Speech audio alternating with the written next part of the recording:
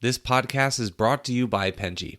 Penji is a creative subscription service that gives you access to pre-vetted, agency-trained creatives from all over the world. From graphic design to illustrations to social media management and web development, it's all included for one monthly price. It's time to say goodbye to the hassle of searching for top-notch creative talent. With Penji, you get quality and consistency delivered right to your inbox every day. Carefully crafted for you by humans, so meet your new creative team today. Head over to penji.co for more and enter the coupon code located within the podcast show notes. Hello, everyone, and thank you for joining us on the Fully Managed podcast. Thank you, Doug, so much for joining me today. I really appreciate it. Glad to be here. Thank you. So please start by telling us a little bit about yourself. We already had a nice conversation before the podcast, but I want the audience to hear about you, what you're all about, and what you're doing today. Okay. Well, my name is Doug Jessop, but it wasn't when I was born. It's a really long one, and it's got a weird story behind it. But let's just say I had a tumultuous childhood, and there was one person that was my go-to person, the person that had my back, and it was my grandfather. And when I was 12 years old, okay, now I'm going to date myself because I'm going to tease you here, Shannon. There used to be a thing called a cassette recorder, okay? Yes. Okay, yes. Okay, I'm 12 years old and I get one of those for Christmas. And I'd love to interview everybody. And my grandfather was very patient with his little ADHD grandkid before they knew what it was, and bouncing off the walls and everything. But he told me stories that were incredible that my mother didn't even know. Come to find out that he had been a chauffeur in Hollywood during the Depression. It's like, whoa, cool. And he was a really fancy dresser.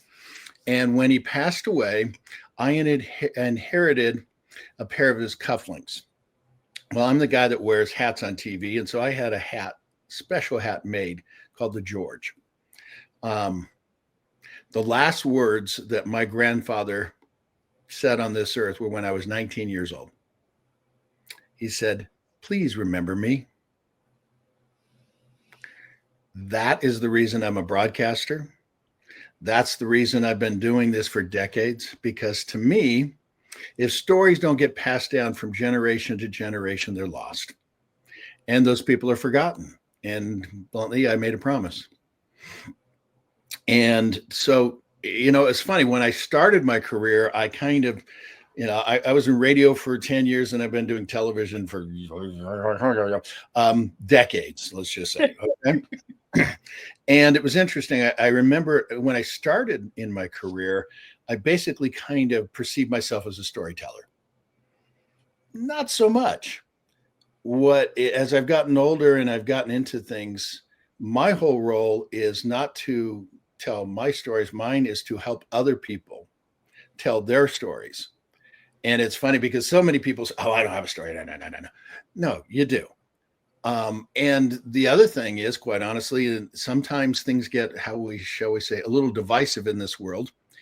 And I strongly believe that if you just sit down with someone and listen to understand instead of listening to respond, that you're going to find out you have a lot more in common than you think you do. So that's, in a nutshell, how I kind of got into this thing. How's that? I love that. No, and I love the story about your grandfather as well, because I definitely resonate with, especially with grandparents specifically. It's something that I think we run into often where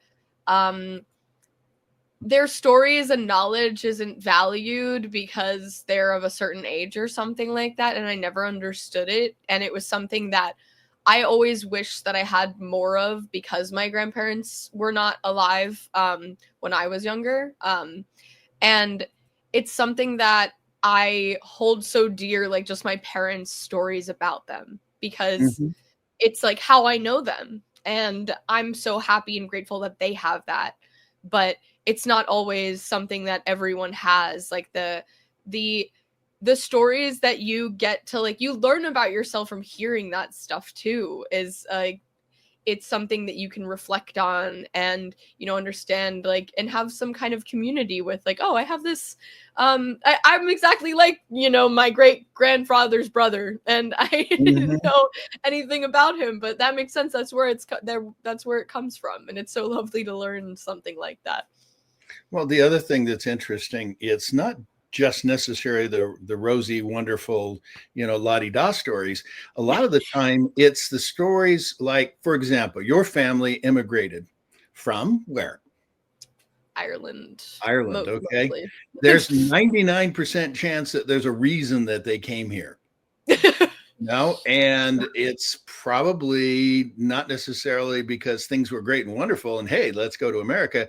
It's, maybe it was a potato famine, maybe it was whatever it is. It's those stories of challenges of being able to, how did grandma or grandpa or great, great, great, whatever, get through all this stuff? I mean, because we have so many wonderful tools at our disposal.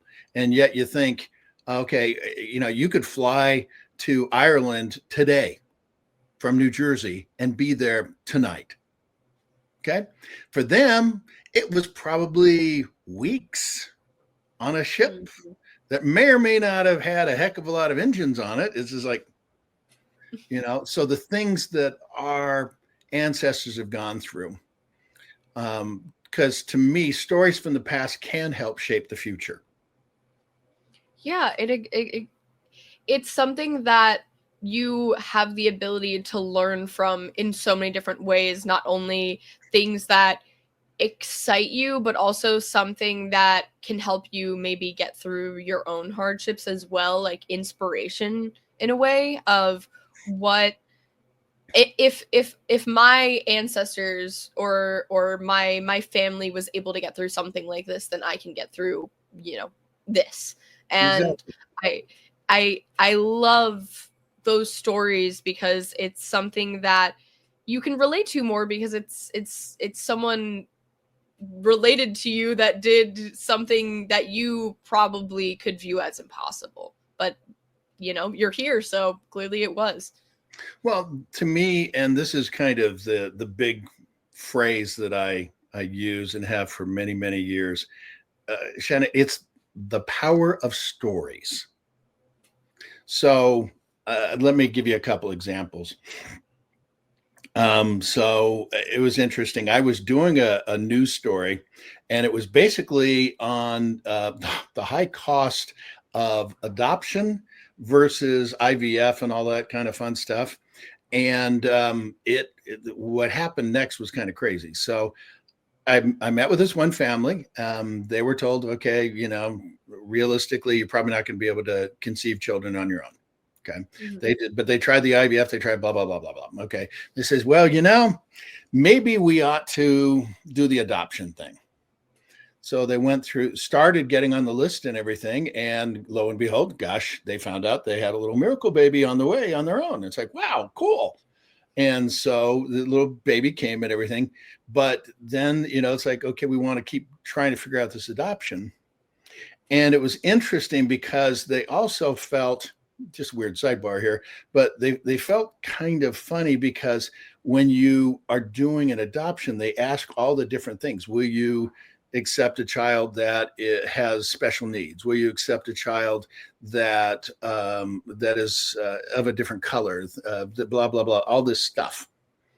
And so it was intriguing, and they had an open adoption, and it was with a woman that was from back east somewhere, Mhm. and was of a different color. Yeah, so what? But anyway, so they have this adoption. They were there. Everything was cool. And they wanted to make sure everybody was in contact because they wanted that same thing, like you said, about that familiar context, knowing where you come from. Yeah. Well, the birth mother kind of disappeared. Mm-hmm. And so it's like, oh boy, and this child, I think he was probably close to 2 years old when I interviewed him. In the family and such. So I ran, put that together, ran the story. And then it got picked up, with some of the other TV stations across the country in our group. And it was weird. About a month later, after the show aired, I get a voicemail. Okay. Hello, Mr. Jessop. I'm so-and-so.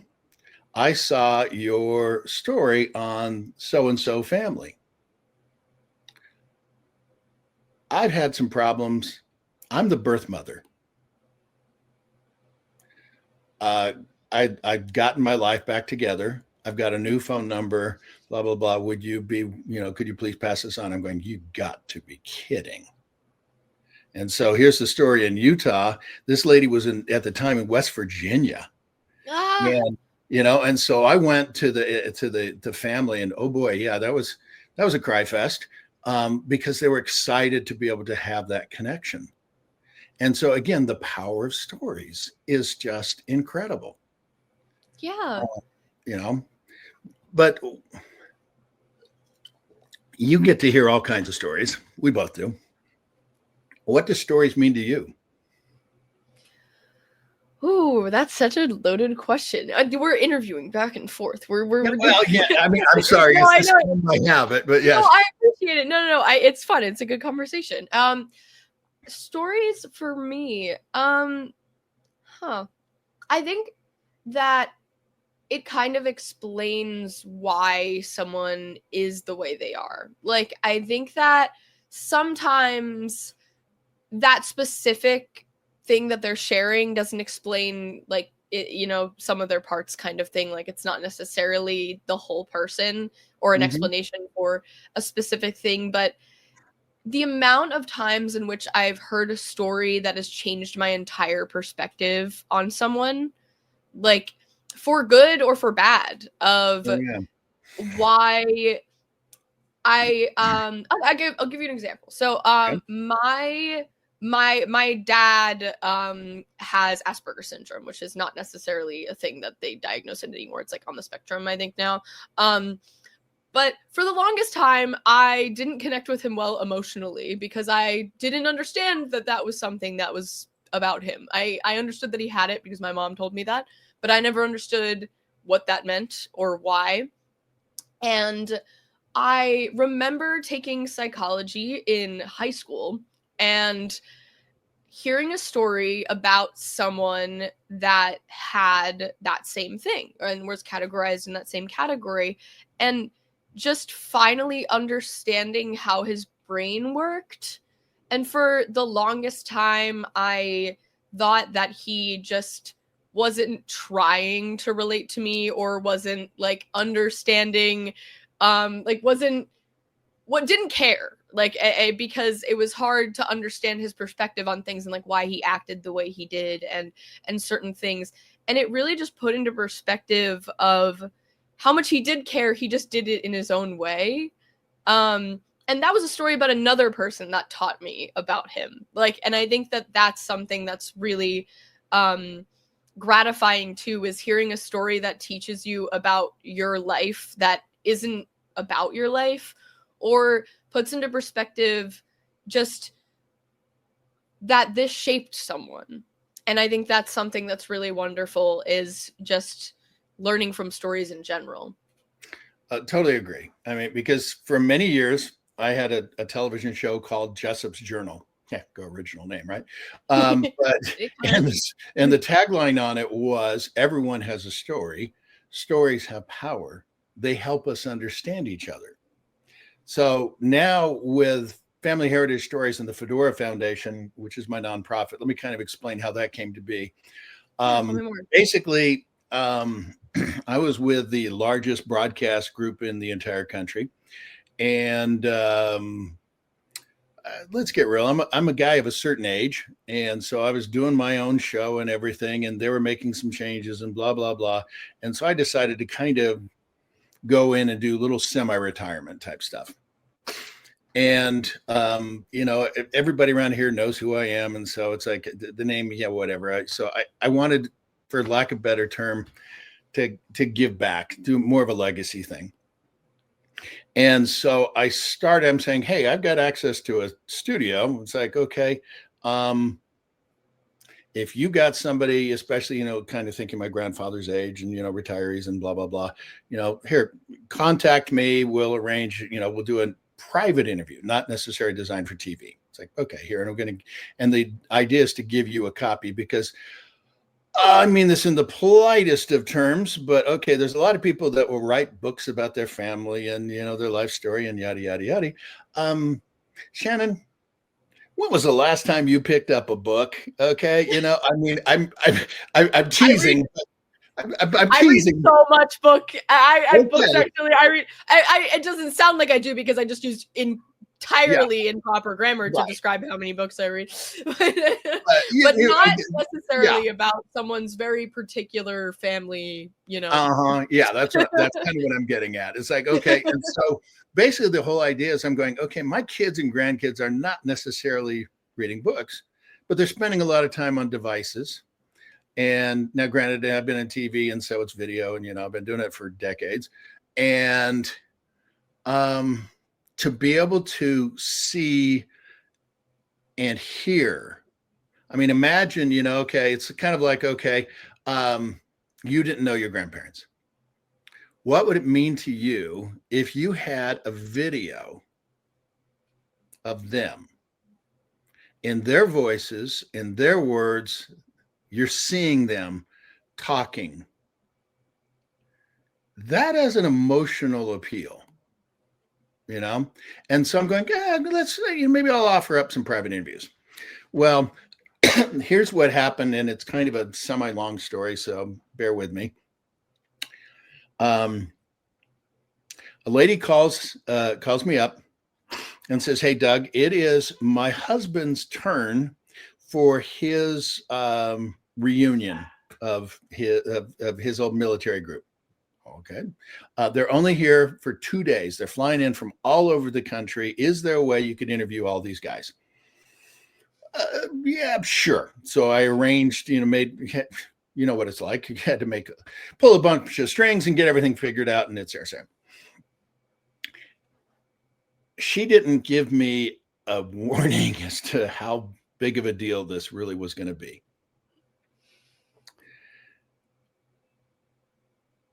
I still kind of get emotional about it because these guys are now what I affectionately call my big brothers. There were 6 guys. They served together in the Vietnam War. They were members of a very, very special group called the 159th Dust-Off Medical Evacuation Helicopter Pilots and Medics. Every single one of these guys had served over 1,000 missions, flying into enemy areas under fire.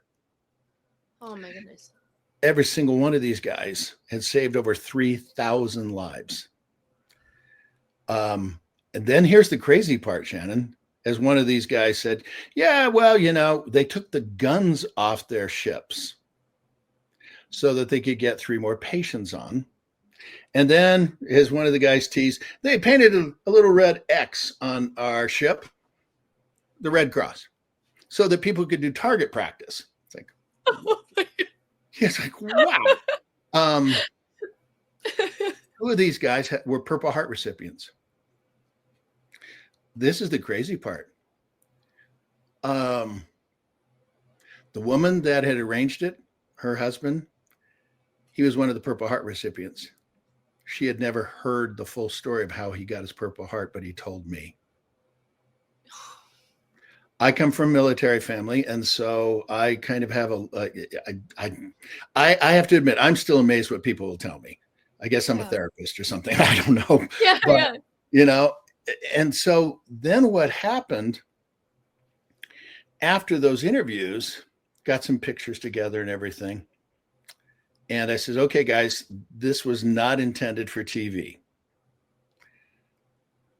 And it has to be unanimous, but I would really love if you could give me permission to use these videos to make a television special. And they did.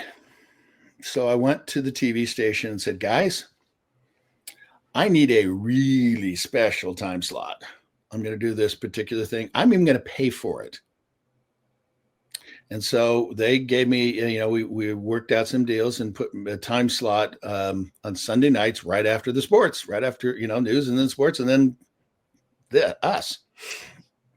And so I kind of came up with a name and going, okay. And we aired it. And it went national. It went crazy. And here's the funky part. Within I'd say about a month. Okay, you got to remember, Vietnam was 60 years ago. Within a month, I got 3 different people making comments and sending comments. And so I had to call the guys. The news side of me says, okay, yeah, are these real people type thing, Mm-hmm. And so, the guys in the group confirmed it. And so I'm going, oh my gosh. The comments were, that's the guy that gave me my training the first day I came in Vietnam. He's the reason I came home alive. That's the guy that rescued me. I served with these guys in Vietnam as well. So we tracked these guys down and we flew them out and did interviews with them as well. And so, and then it happened again later, but with these 6 interviews, we found 4 other people that had served in their unit 60 years ago. What she didn't tell me is that every single one of these guys has got an expiration date because they were all exposed to Agent Orange. Every single one of them have cancer.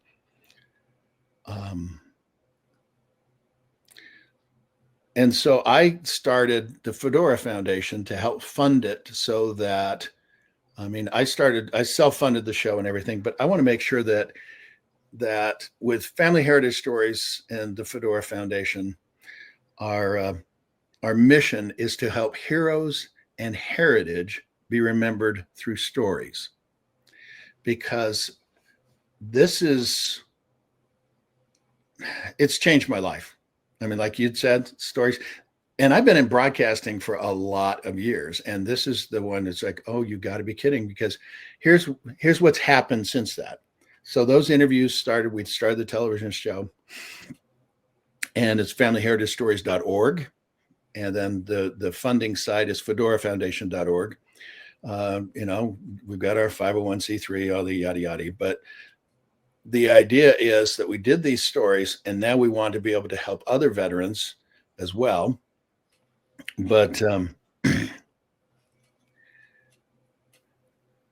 there's a thing called honor flights. You familiar with those at all? No, couldn't. Okay. Honor flights are things that it was interesting. It was set up a number of years ago for veterans. And it would start with World War II veterans. So to fly to Washington, D.C. to get a tour of all the stuff and everything. Well, then it became really, really big with the Vietnam veterans. So they're getting Vietnam veterans, and each of the states have their own little groups, and they fly them for free because they're nonprofits to Washington, D.C. to visit the Vietnam Veteran Memorial. Whew, talk about emotional. Yeah. But the thing is, every single state has got their own thing, and bluntly, they don't usually mix. Well, Here's what's crazy. And I keep saying that, I know, but one of the guys calls me up. He's in Kansas City. He says, Doug, the people here at the Kansas City honor flight people saw the television story, saw our show because we put it online and on our website. But I'm on my way right now to go on an honor flight. And then he sends me pictures a day or two later of him laying a wreath on the tomb of the unknown soldier in Washington, D.C. So then I contacted the folks with the Heartland Honor Flight in Kansas City and says, okay, guys, I know this has never been done before. I know every single state does their own thing. Yeah. But wouldn't it be cool? These guys don't have much longer on this earth. Wouldn't it be cool if we could get all of these guys from 6 different states to go on the same honor flight as a unit? to Washington, D.C. And again, it took some string pulling and everything, but I'll be darned. We pulled it off. And these guys are special. Then the probably the biggest tip thing that was really neat, and again, it's not my stories, it's their stories, and that's the beauty of being able to help share other people's stories. Come to find out that there had been a lobbying group trying to get these guys the Congressional Gold Medal, which is the highest honor in the nation. And it started with George Washington. So, but there's not a heck of a lot of them. The lobbying group used our videos to help show members of Congress. And I'll be darned, in July of last year, was signed into law that the 159th Dust Off Medical Evacuation Helicopter Unit was given the first Congressional Gold Medal of anyone that served in Vietnam. Wow. The power of stories. That's what it's all about. That is so beautiful. That is the impact that had not only on the lives of all these people to be able to meet people that not only they saved, but that they had community with during that time, and to be able to reconnect with them is such it is such a wonderful opportunity that you were able to do, that you were able to accomplish. I'm amazed by the ability for this to happen. It reminds me a lot of, like, even just the idea of ancestry, like, in general, like how many people and like families have connected through something that seem to just, want to learn more. And I think that it's just the impact of being able to share a story and how wonderful that can go, and to be able to have that impact on different people. And even if they're not alive anymore, to be able to hear about that and maybe understand something more about, like, a relative or something that was in that time, or was in that war, or was even related to this group. That's just absolutely wonderful. And to have that be the inspiration of continuing to do this, I completely understand why you'd want to continue to do this. I mean, it's just, it's mind-boggling. It's like every time I tell the story, I still get goosebumps, because I'm going, you have got to be kidding. Yeah. It's like, really? And it's happened so many times, and the cool thing is then, one of the gentlemen passed away recently, and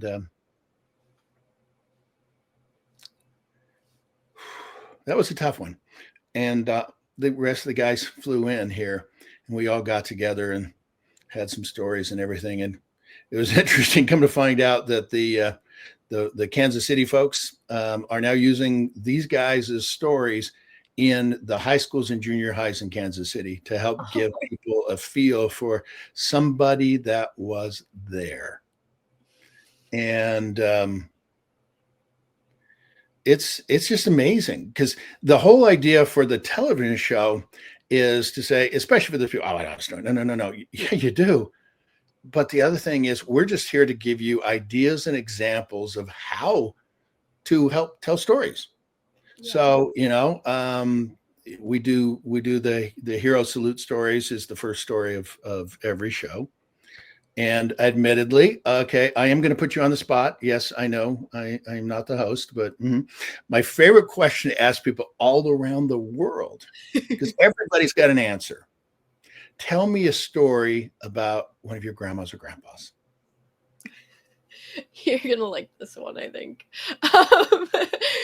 My mom loves telling this one about my grandpa. I have never met him, but I think I'd really like him. Sorry, I'm already getting emotional thinking about him. Sorry. So it's funny because this story is funny, and it just shouldn't be getting emotional. I've heard all kinds. But so when non-American made cars were introduced and becoming more popularized, my mom got a Toyota. And my grandpa, her dad, was not very happy about that, as you would know, you would understand. There's a lot of prejudice and different things, especially towards Asian brands at that time specifically. My dad didn't even like Polish people, and they were just because they were Irish, and there was all these differences at that time, and he. There was something wrong with my mom's car, which is, God forbid, a Toyota. That never happens. And he had to switch cars with my mom that day because she had to get to work and he was much closer. And he worked at a mechanic at an auto body shop. Ooh, and he drove to work, and these men made fun of him so much. One, because it was not only a Toyota, but it was also a girl's car. So it was beyond repair. And I just think about this, like, I've seen pictures of him, like, very burly, like, very stereotype man's man driving this Toyota into work and getting made fun of by all of his coworkers just for his daughter, and yeah. And I always think about that because it just, makes me think about when you really, are a man, you don't care about, that kind of whatever ridicule or whatever you're going to make fun of for, because, doing a favor for your daughter is more important. And that like shapes kind of what I think about him and, how wonderful he must have been.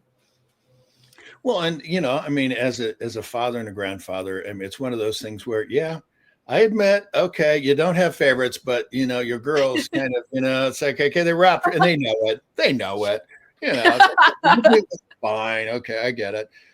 But the other things that we get into occasionally, well, we always do, remember where you came from. That was the mantra that was kind of buried into my soul as I was, in my upbringing. And then we also do, and so we're going to have some fun with you on this one. One of the things that I love is you learn a lot about traditions, values, and culture when you travel. So if I were to interview somebody like Shannon with like a Shannon O'Shannon name or something, I'm pretty sure we would feature Ireland. Okay. And let me tell you the story of how that started. My grandfather, again, he was a man. He was my rock star. This is beautiful because I was going to ask you to tell me a story about your grandparent. This one's a heavy duty one though. Okay. Just be aware. Not the Toyota story. No, he was a first generation American. His parents, and I won't tell you the country because this is where I'll tell you the country in a little bit. Okay. But it kind of, as much as things change, they stay the same. Okay. So keep that phrase in mind as I tell you this story. So it's the turn of the century, of the last century, okay, the early 1900s. And his parents immigrate, and they end up in a suburb of Chicago called Oak Park, Illinois. That's where my grandfather was born. When his mother was 8 years old, she died from a burst appendix because they could not afford a doctor. So now he is an 8-year-old kid with his dad. Okay, his dad's a single dad now. When my grandfather was 12 years old, his father's visa expired. Well, his dad wanted his little boy, his little 12-year-old kid, to have the opportunities to live in the United States. So my grandfather's father went back to their old country. My grandfather, at the age of 12, was put on a train by himself from Chicago, Illinois to Pasadena, California, to go live with his mother's sister, an older woman that had never married. And she raised him as her own. So now he was first raised, had an intact family. Then he had a single dad. Now he's got a single mom. Okay. Well, and that's how we got to California. Okay. He grows up and everything, and he meets this. Now, granted, I'm ever so slightly biased, okay, but meets this beautiful nursing student, okay, and she's at a dance at the Pasadena Civic Auditorium, okay? And man, they were a sharp couple, cuties, okay, well dressed. I mean, it's like, wow, okay. Well, then this woman got polio. She had a whole bunch of suitors. When she got polio, they all left except one, my boy, George. They got married. They had 2 children, the oldest, 2 daughters, the oldest of which is my mother. And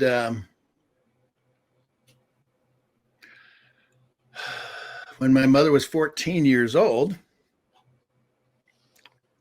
her mom, who had been a emergency room pediatric nurse, passed away from breast cancer. So here's my Gramps. He is now a single dad of 2 young teenage girls.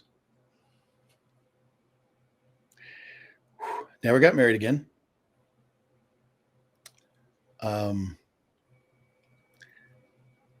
Like you said, the things you will do for your daughters.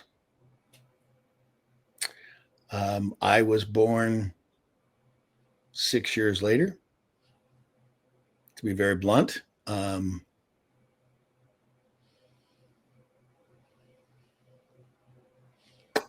My birth father was in prison when I was born. And so that's why I have multiple names, and I've told my family I want my grandfather's last name on my grave marker. Because he always felt bad that he didn't have anybody to pass the name on to. When you're a kid, young and everything, but now that I'm an adult, I'm going, yeah, you do. Okay. See, now you're going to make me emotional, Shannon. So that's those stories. I mean, he was an incredible man.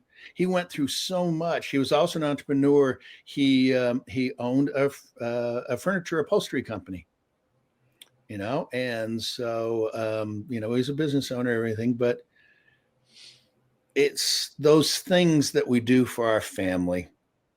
And again, those stories need to be passed down from generation to generation.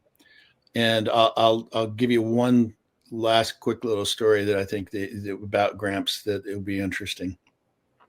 Again, it's what happens after. This is a crazy one. Okay, you ready for you got to be kidding story again? I'm ready for a doozy. Let's go. Okay, this is a doozy. Okay. My grandfather never saw his dad again, but he did. But he did get letters, a couple. After my grandfather passed away, I inherited one of those letters, and it was in Swedish. Okay. And my wife and I we had occasion to travel, and so we were going to be traveling to Latvia, Lithuania, Estonia, and everything.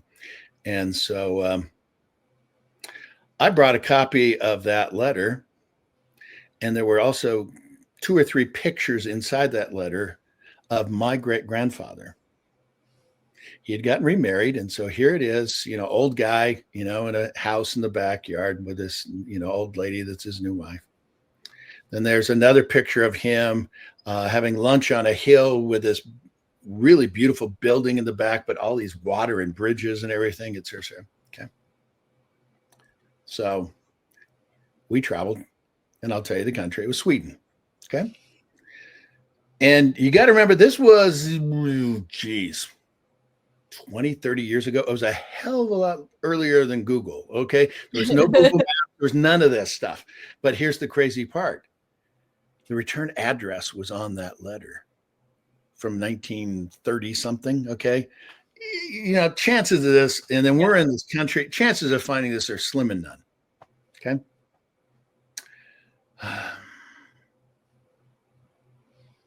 I said a prayer. I said, okay, I need some inspiration here, people. And I felt impressed to go to a church. It's a Wednesday morning. Why in the world am I going to a church? Nobody's going to be there, blah, blah. Okay, fine. But I go, okay, so I drive, okay, I found a church, okay. And, nobody's there, but, there's this guy with a bicycle, a newspaper, drinking his morning beverage, okay. I come up to him. Do you speak English? Yeah. Okay. I'm looking for an address, blah, blah, blah, and this, it's okay. This flight by Gotten, literally, blah, blah, blah, blah, blah, blah, blah. Sun by Bergsfiden. The guy looks up at me. I used to live in that neighborhood for 20 years. Come on. I did. I'm like, you got to be kidding. Wow. Okay. Can you take us there? Well, I got my bicycle here, blah, blah, blah.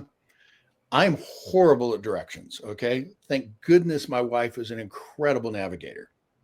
I am also horrible at directions. Yeah, so we convinced this guy to get in a car with 2 Americans that he has no idea who the heck they are.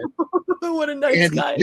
He goes, okay, turn left and right. I'm going, there's no way in the world I'm going to be able to find it. He just says, give me back, So can we drive to this location? Okay.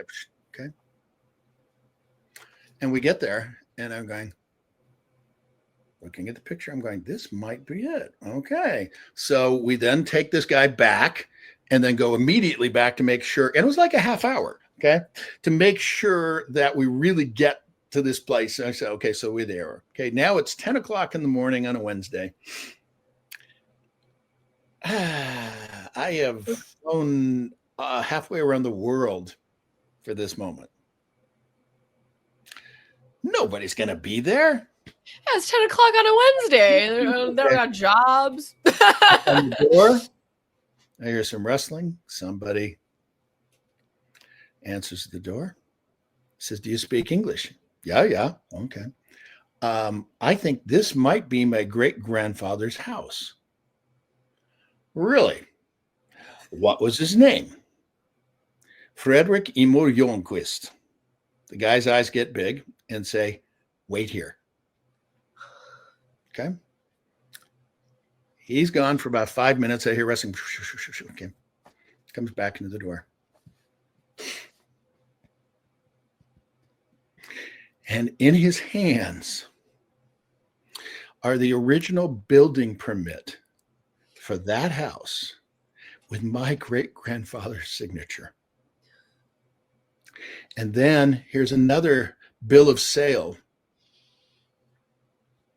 many years later with a very shaky signature of my great-grandfather.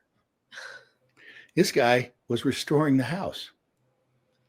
He let me come in, and there were stairs, wooden stairs that were worn, literally concave. Shannon, I got to step in the very footsteps of my great-grandfather. That is probably the most incredible experience of my entire life. And that's the reason that we do what we do, because those connections, the family heritage stories help us bluntly I'm funding this thing, and I hate to say this, I'm running out of money. And so that's why we created this Fedora Foundation, But the idea is we want to help other people tell their stories. I mean, those are mine, and I don't share those very often, to be honest. But well, thank you. It's you can see why my whole mantra is the power of stories. It's just I've had such a blessed life to be able to interview hundreds, if not thousands, of people of all walks of life, from janitors to CEOs. They all are the same. We all want to have a connection. And that is where, I'm grateful for what you guys do, because again, the one thing I love to do, and it's part of the Fedora Foundation as well, is, and see if this fits in with what you guys do. Okay. So I've done lots and lots of stories, and a lot of the time I was my moniker was the TV good news guy. I got to pick and choose on my own stories. I always did the positive because I got so tired of the negative. Mm-hmm. And we would do a lot of business profiles. It was called the success stories franchise that I do. Well, every once in a while I had a little break and everything, and I'm going, I got an idea. Is there somebody out there that has got a nonprofit that they really love? Nonprofits, every single one that I know, has two major problems. Okay. Number one, most of the time, they are run by people extremely passionate about what they do. Okay. Mm-hmm. But they may or may not be so good at business, but they're very passionate about what they do. And how are more people supposed to be able to use their services if they don't know they exist? So number one, okay, it's visibility, And so here I am, a news guy. I'm going, okay, I want to come out to you, do a story. I want to give you credibility, but more importantly, I want to give you some tools to get things done. It was intriguing. I actually had to get corporate approval on this one. But I now do it on my own on Fedora Foundation and Family Heritage Stories because it's my show. I can do whatever I want. The deal was that in a news story, you have a snowball's chance in Hades of ever getting a copy of the story. I mean, it's, and it's not going to happen. I was able to arrange it and say, I'll underwrite these. And the idea is that, okay, let's interview this nonprofit and give them a copy. Because the second problem every nonprofit has is, as much as people think that, nonprofits are, great and wonderful and making gobs of money, no, you're not. Okay. They are barely hanging on. And how in the world are they supposed to raise money if nobody knows they exist? Yep. And so, bluntly, I appreciate you giving us the forum to be able to help people know that we exist, but it's the same thing. So now more people, if we do a story, more people know you exist. And now you can use it for this funding. And we call that segment in our show, the caring stories. So I've been doing that for a while. I appreciate that sentiment so much, because that is at least what we're trying to do here, is showcase people's missions, because we noticed that we were working with so many nonprofits because we have this program where we provide design work for a very little for nonprofits, specifically because we understand, as you just mentioned, maybe not all of them are financially well, and many of them, even if they are okay, have one marketing member, if they even have one, doing all of their design work. Right. Yeah, maybe. And so we realized that was a problem, but we just had all of these people that we've worked with that, no one knew about. Like, we agreed that they had like amazing missions, and that's why, we worked with them in the first place. But we realized, like, there's so many people that could know so much about this. And my favorite part about the podcast, on top of that, is being able to connect nonprofits with each other, because so many times do I see that missions align so well, but one has never heard of another one. And the fact that they could work together, I just love building community. And this podcast has been such a lovely way to be able to do that as well. Yeah. Well, thank you for what you do. Thank you for what you do. We do have to cut this short because we're so over time, but in the best way possible. That's not a surprise. Okay. You got two chatty people. Okay. Yeah, we got two chatty Cathys up here. I think, but this was so wonderful. I really appreciate. I know I cried a lot, but it's a good cry. They were all good cries. I am so happy that someone is doing what you do, and to hear all the stories that you shared about your family, really, really inspiring, and made me think a lot about mine too, which I'm always thankful for any day that I'm, able to think about them and be reminded of them. So thank you so much. You're welcome. It was a pleasure to meet you, and thank you everyone for watching. We'd be nothing without you as well, so I hope that you can check out the Fedora Foundation in the description. It will be there if you guys want to check it out, and if you want to check out other episodes to learn like I get to, I'd really appreciate that too. Thank you guys. You've been listening to Unified Purpose, brought to you by Penji. Check out the show notes to learn more about today's guest. And to learn more about Penji, the human-first creative subscription service, head over to penji.co. And by the way, if you're still listening, it would mean the absolute world to us if you were to share this podcast with a friend and, of course, subscribe.